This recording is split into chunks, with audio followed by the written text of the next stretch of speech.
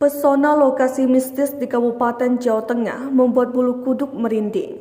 Pasalnya, tersimpan berbagai kisah misteri yang dipercaya warga sekitar mengenai lokasi mistis tersebut. Berikut beberapa lokasi mistis yang tak asing bagi warga sekitar. 1. Alas Roban.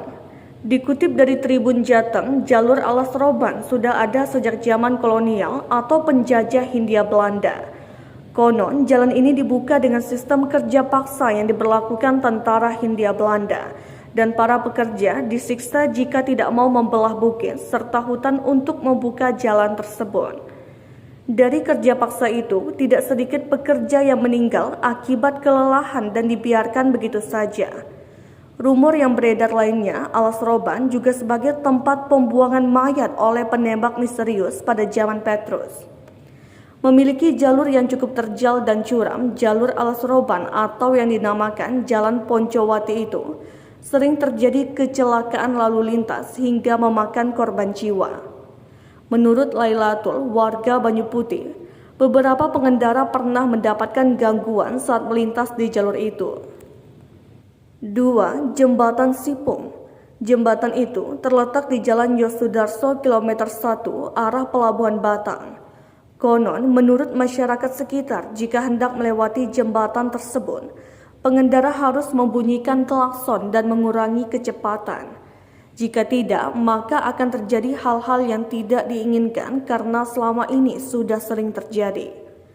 Warga Batang, Suryani mengatakan cerita yang beredar di jembatan itu memiliki jalan yang bercabang dua, satu cabang asli jalan dunia nyata dan satu lagi jalan goib. 3. Ujung Negoro Batang. Ujung Negoro merupakan nama salah satu desa di Kecamatan Kandeman Batang. Di wilayah itu juga terdapat salah satu destinasi wisata pantai Ujung Negoro dan juga wisata religi makam Syekh Maulana Maghribi. Di balik keindahan pantai Ujung Negoro ternyata memiliki sederet cerita yang melegenda dan mistis. 4. Gua Aswatama. Gua Aswatama sendiri bagi masyarakat sekitar memang masih diyakini menyimpan energi mistis, di mana tiap malam keramat Jumat Kliwon dan Selasa Kliwon masih tampak aneka sesaji lengkap diletakkan di sekitar mulut gua. Juga tidak lepas dari pengamatan ada juga yang masih menjalani laku nenepi, baik peziarah lokal maupun dari luar daerah Batang. 5. Makam Syekh Maulana Maghribi. Konon di dalam misteri Gua Aswatama ini pula di zaman kewalian menjadi saksi bisu Syekh Maulana Maghribi bersahabat dengan Ratu Pantai Utara atau Dewi Lancar. Di ketenangan Gua Aswatama tersebut, Syekh Maulana Maghribi menuntun Dewi Lancar berucap kalimat suci syahadat. Mereka juga sepakat menjadi saudara angkat beda dimensi. Setelah itu, Den Ayune Dewi Lancar diberikan sebuah nama baru dengan sebutan Hajah Fatimah.